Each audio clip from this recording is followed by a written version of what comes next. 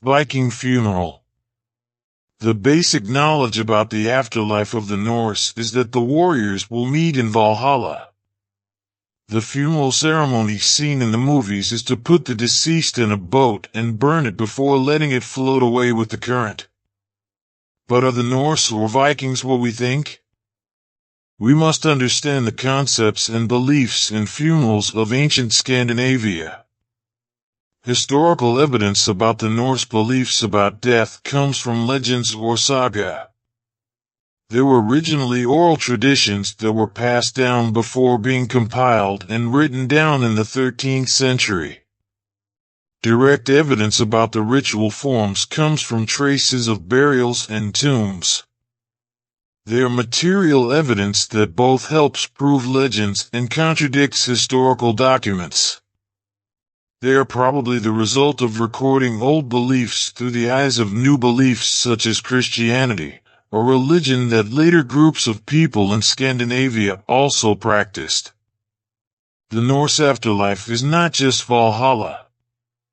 The belief in the soul is not a single entity or part, but consists of many parts that come together as a single mind. The components of the human soul are Hammer, the physical form of the deceased that can change after death, such as changing color to being rearranged to be different. Huber, the personality or characteristics of a person that will continue in the afterlife. They can develop as if they are still living even though their physical body has died. Fylgja, the symbol, totem, or familiar spirit that has its own characteristics and reflects the personality of the owner. For example, a shy person may have a fylgja as a deer, while a warrior is a wolf. Hamingja, the guardian spirit, is something that a person gets from life or through their family. Hamingja may be inherited in terms of goodness or may be a carrier of illness. From the four components above, these parts of the mind may have the same destination in the afterlife or may be separate. There were not just one path in the world of the dead, but many, including reincarnation. The Vikings believed that the Huger, a person's personality, could be passed on to a newborn relative, while Hamingja continued to be passed down through the family line, while Fylgja simply disappeared when its owner died. Norse afterlife, the Viking afterlife. The world of the dead was divided into different parts, depending on the location and the gods in charge. Sometimes the spirits only lived in their graves, homes, or places of death. The Norse afterlife can be divided into the following types. Valhalla, the Hall of Heroes, home of the god Odin. When a warrior dies, his soul would come to Valhalla, where they would drink with their friends and practice battles in preparation for Ragnarok alongside Odin. Folkvanger, the field of the people, a world overseen by the goddess Freya. Not much information about Folkvanger remains to this day. But since it is the world of the benevolent god of fertility, this land may have the same characteristics. Hell is a gray world underground, looked after by the goddess Hel. The name of Hell may remind us of a Christian hell, but Hell is not hell. It is just a world where most of the dead will go. It is sometimes called Niflheim, the land of fog. The realm of Ran, because Ran, pronounced in Norse as Ran, was a giantess who was the wife of Aegir, the giant and lord of the sea. Her abode was the bottom of the deep sea. It is sometimes called Ran's coral cave. According to legend, Ran would use her net to drown sailors with their treasures. The souls of those who died at sea were brought here to live. Graveyard, a place where the living would arrange and take care of the dead. Viking funerals often included the belongings of the dead, and offerings were also given to prevent the souls from starving and causing trouble for others. There is no evidence of the gods' judgment on the dead. there seems to be no clear definition of where the dead go. It seems that the soul travels where it wants to go. Even in the case of Baldur, the son of Odin and Frigg, when he died, he went to hell, not Valhalla. Norse ghost, Viking ghost stories. For Norse ghosts, there is a strong belief in ghosts and reincarnation. They believe that for some reason, the ghosts or spirits of the dead can come back to haunt the living, just like other cultures.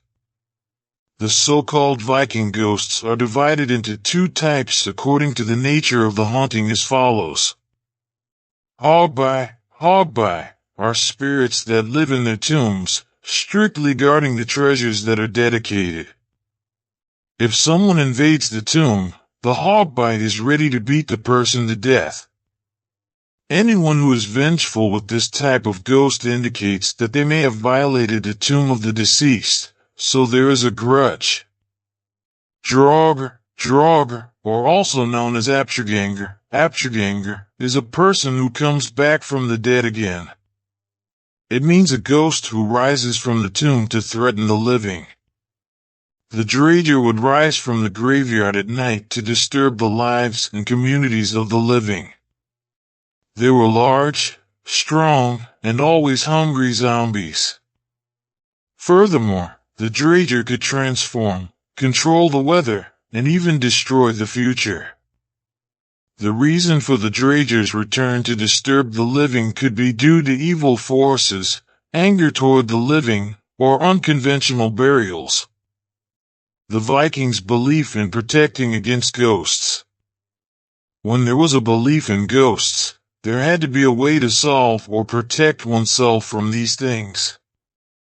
The Norse people therefore had customs regarding dead bodies. To prevent them from coming back to disturb like this. Tie the head and head closed. It is said to be done to blindfold the corpse so that it cannot remember the path from the graveyard back home.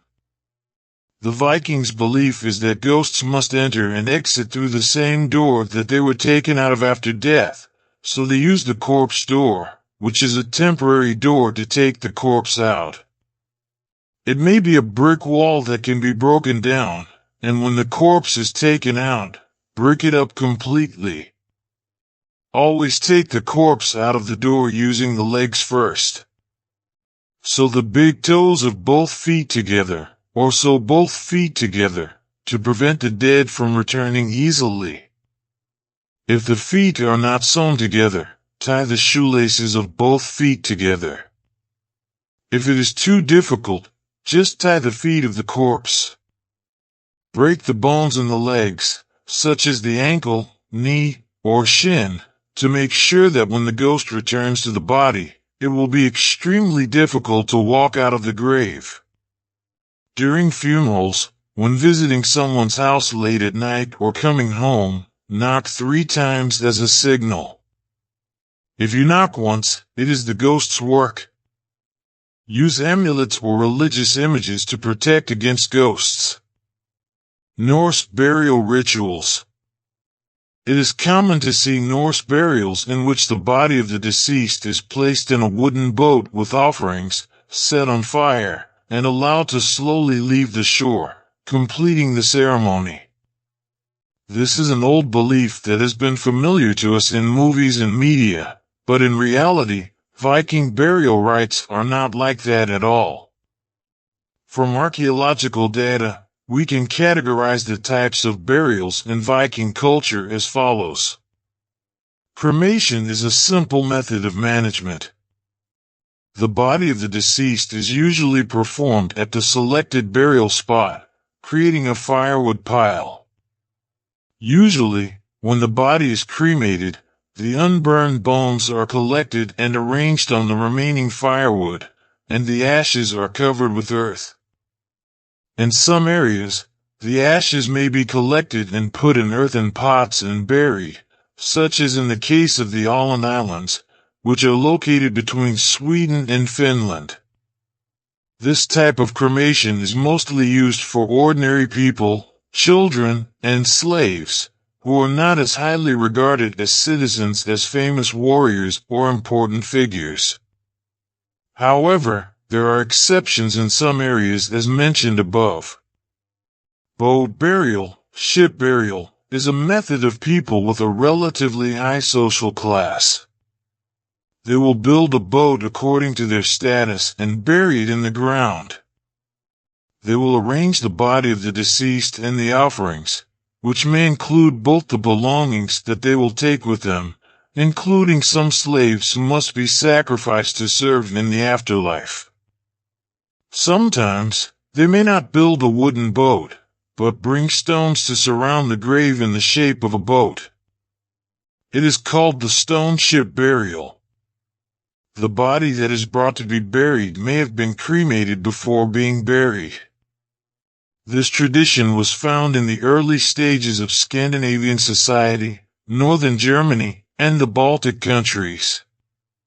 Burial in a grave, inhumation, is quite rare, but it is still found.